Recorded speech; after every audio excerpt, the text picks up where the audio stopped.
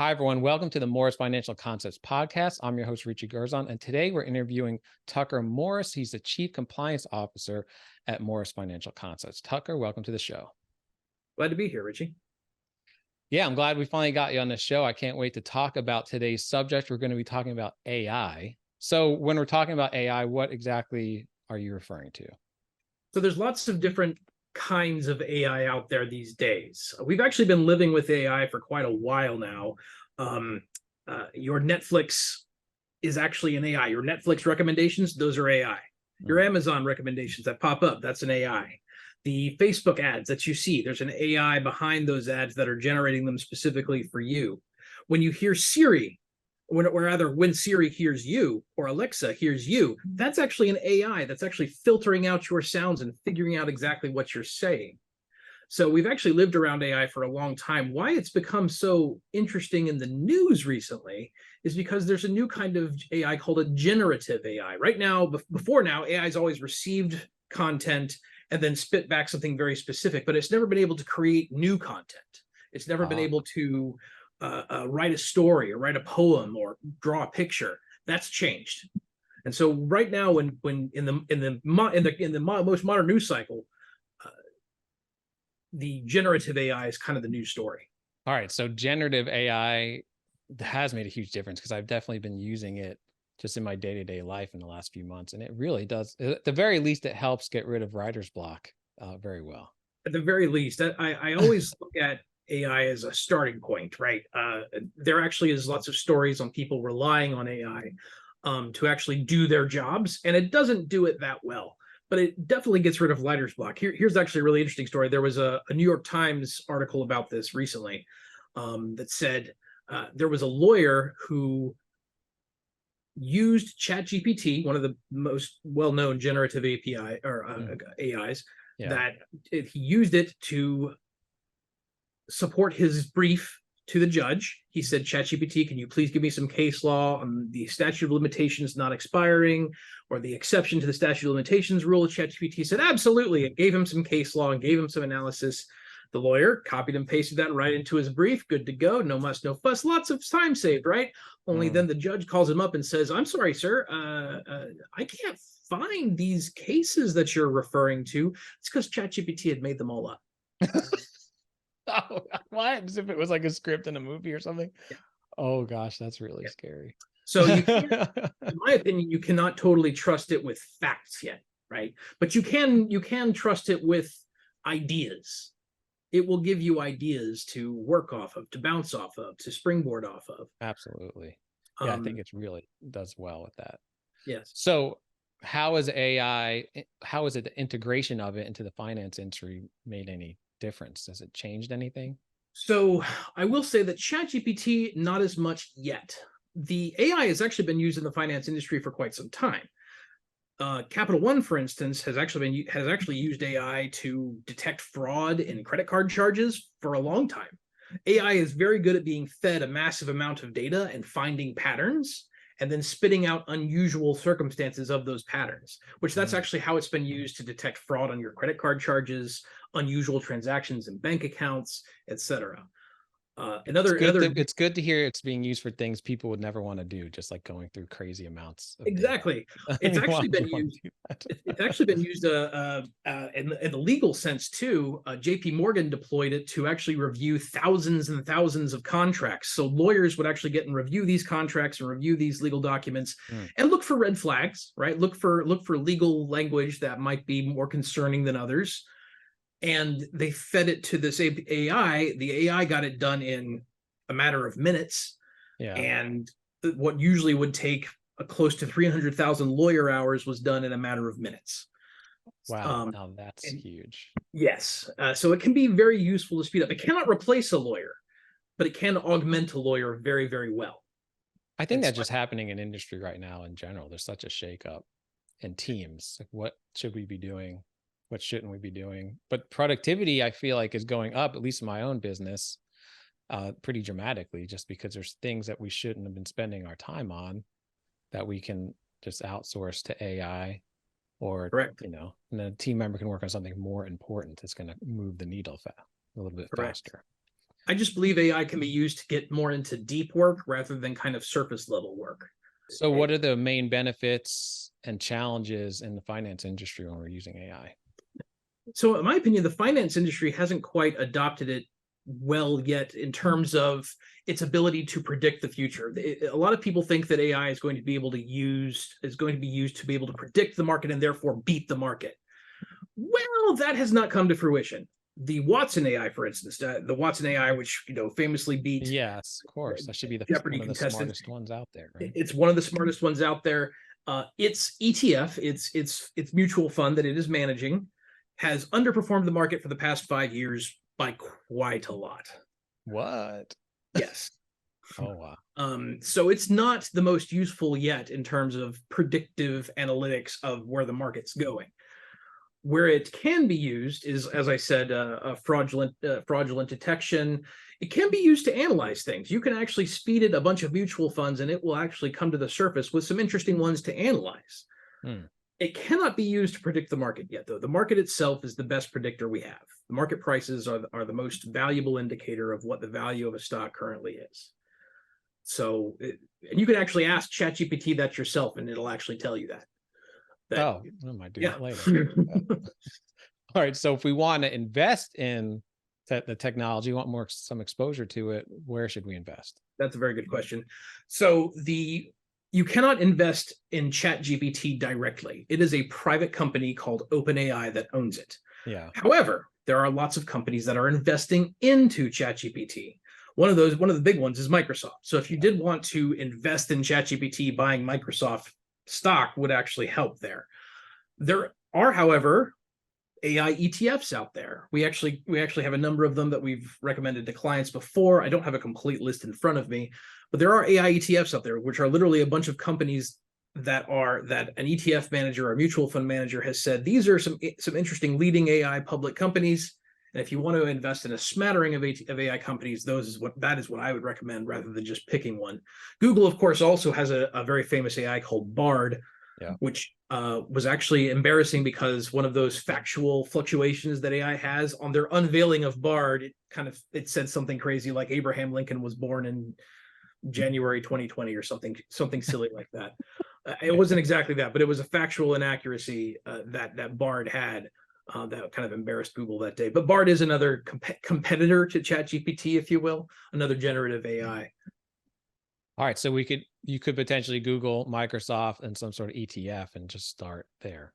Yeah, Microsoft stock. You can just straight buy Microsoft stock, or there's lots of ETFs, and obviously take any ETFs that you see with a grain of salt and run them past your financial advisor, like we have done for many of our clients. Of course. All right, so we talked about it a little bit, but can you use it to try to beat the market or guess what the market's doing? No. In my opinion, no, not yet. And if you can, if somebody's out there doing it, they're keeping it a very good secret. There is no silver. They should, if they can do that. They absolutely should. You shouldn't tell people. It's wherever you're fishing. If you know a good fishing spot, you usually try not to share that with folks, right? If there were an AI silver bullet that was out there right now and that was publicly available, people would already be using it, and then it would be obsolete almost. No, right? Because I mean, if it really worked, they'd have to change fundamental things about the market, because you couldn't do that. Like that wouldn't it break the market if everyone just knew it was going to happen? Correct. Now, where another place AI can kind of be used, this isn't generative AI or predictive AI, but it is used to potentially optimize and rebalance portfolios. There are such things as robo-advisors out there, and these robo-advisors actually come very cheaply to basically keep your portfolio in balance without having to do anything. The downside of a robo-advisor is it is a robot, right? It doesn't necessarily take into account all of your other facts and circumstances. It's not a very smart AI yet. This could change in the future, given how things are going. But currently, a robo-advisor would simply rebalance your account, not really care about the tax consequences, not really care about anything else. But it does serve the same function it does serve one of the same basic functions as your financial advisor does. Your financial advisor, however, adds a lot more, in my opinion, than just rebalancing your portfolio. I would say, yeah. I mean, it's just one little aspect of it. Yeah. So, I mean, how can AI be used to help enhance data analysis or some of your decisions? What's a good way to use it for that? So again, what you could do with AI is feed it a bunch of data. Yeah. And depending on the type of data you feed it, it will give you the result you're asking for. So if you fed it a bunch of investments and said, hey, which of these is the best core ETF, or which of these is the best mutual fund in this set of mutual funds, it will look at your data and pick one out for you. In my opinion, though, this isn't going to be a great use because we already had tools for that, and it's not going to hugely speed up anything like that. Uh, Yeah, that makes sense. the uses in the finance industry, in my opinion, are overblown. It cannot, again, it cannot be used really to predict the market. It can be used a little bit for data analysis. We'll see what tools unfold in the future with data analysis. I I know know, it's for so instance, fast and furious with all of the tools right now. they're It's coming out pretty like overwhelming. weekly. With Mhm. JP, not I can't remember which mutual fund, but a major mutual fund company just adopted it and is actually using it to sort of give pseudo investment advice. I've asked ChatGPT before for some investment advice. Again, it gets me started on a nice response to a client, Yeah, and it kind of highlights some interesting things to look at. It's still not there yet, though, factually. that's So interesting. it's a very useful tool, like as you said, to get started, to stop that writer's block, to just get that project moving. It's not that useful yet, though, to just do your project for you. I've often used it if I'm reading something very technical, or it's just in a like a niche, like it's really healthcare, finance, something, and I don't really understand the jargon just because I'm not in it. Yes. Yes. I'll put it in there and, hey, can you explain this at a fifth grade level? And it does a great job with that. It does a fantastic Yeah. job So of if I'm that. doing my own research and I'm getting stuck, instead of me like Googling the definition of words, I'm just like, just break down what this is saying to me. Correct. Right. I've actually also used it. I'm an amateur programmer, and I've also used it to Hmm. code. I have actually used it to code a program once that I didn't know entirely what the syntax was. I didn't know entirely which commands I should be using. I Yeah. said, ChatGPT, can you write me a program in this language that does X? And it wrote me the program. It wasn't a perfect program, but I saw what commands it was using, and basically I was able to tweak and modify that program to what I needed in what would have taken me about an hour and a half to look up those commands on Google and compare other Yes. people's code and write my own. It took me about 20 minutes with ChatGPT. So it's very useful for taking, I think, what I think is a very as this is a corollary to what you were saying, to take a very complex concept and boil it down to something simple, both in not just legal and healthcare and finance, but also in computers as well. Yeah. I mean, I think especially computers, it is a computer basically writing in a computer language. It hopefully is good at that. I program that whole industry. A lot of programmers are in a very interesting place right now because of it. Because I've heard more than a few interviews where people predicted that programmers are just going to disappear. And Again, not even close. What I believe is not gonna programmers will not disappear. Programmers who don't use ChatGPT or a generative AI, those will probably disappear. yeah, right. Because how once you become someone, it's like getting a superpower. Like, how are you going to compete against the person using it? Exactly.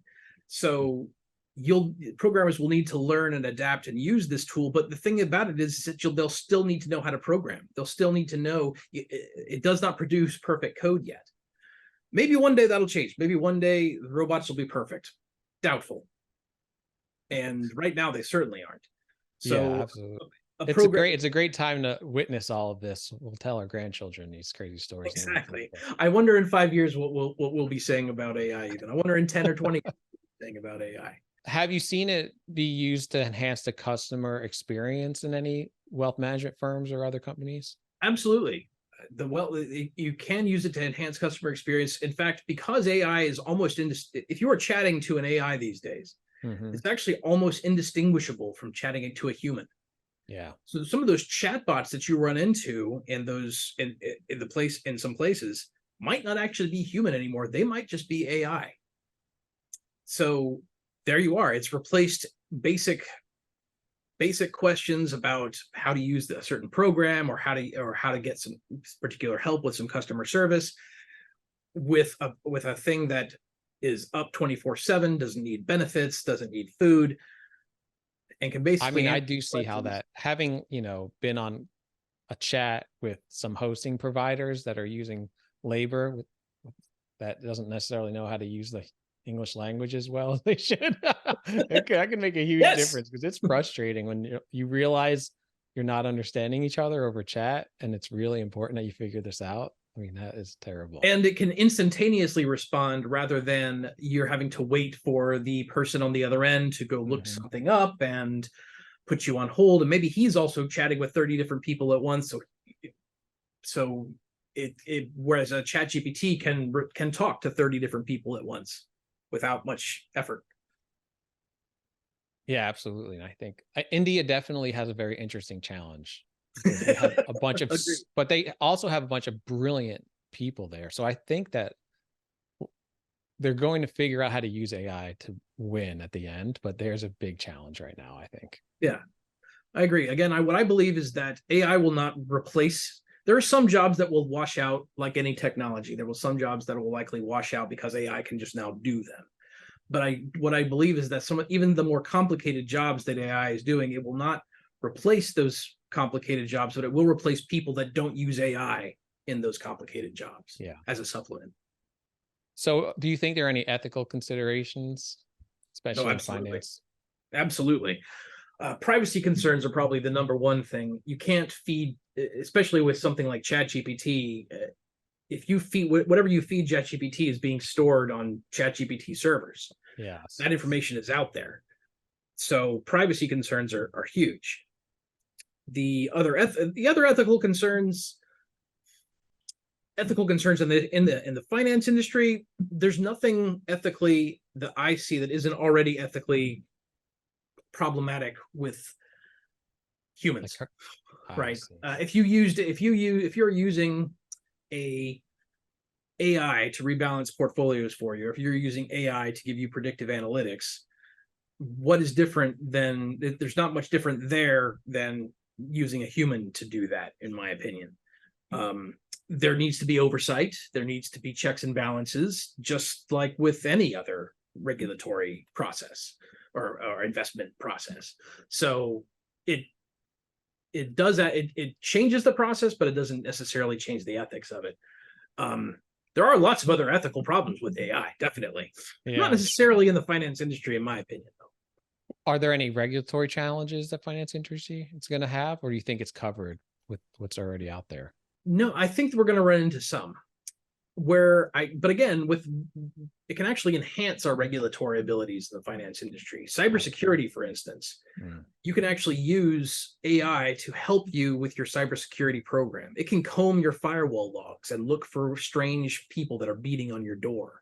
It can look at your virus, scanner and see which users are your most dangerous users in your company that might be clicking on more viruses than usual. It can look at your audit logs, your Windows 360 or Microsoft 365 audit logs, and figure out if there's any oddities that are showing up there.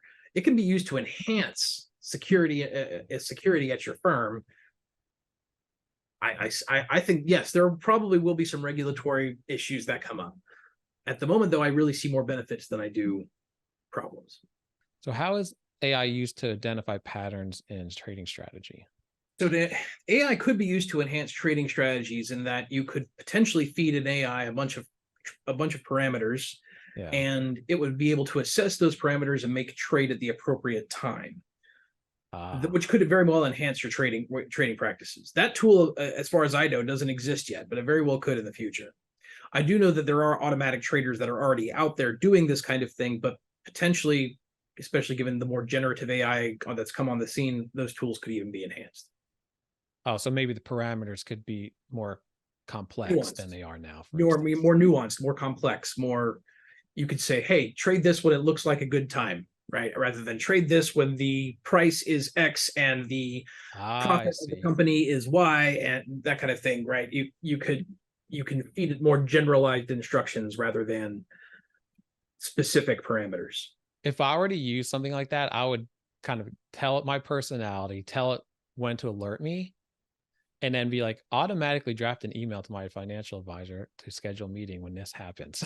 Very doable. Very That to doable. me is a better way, because I don't want it to just start making these decisions without me knowing. I'm personally at least not ready for that. Right. Yes, exactly. I definitely don't recommend AI taking over or relying on AI. I highly recommend using it as you would any other tool.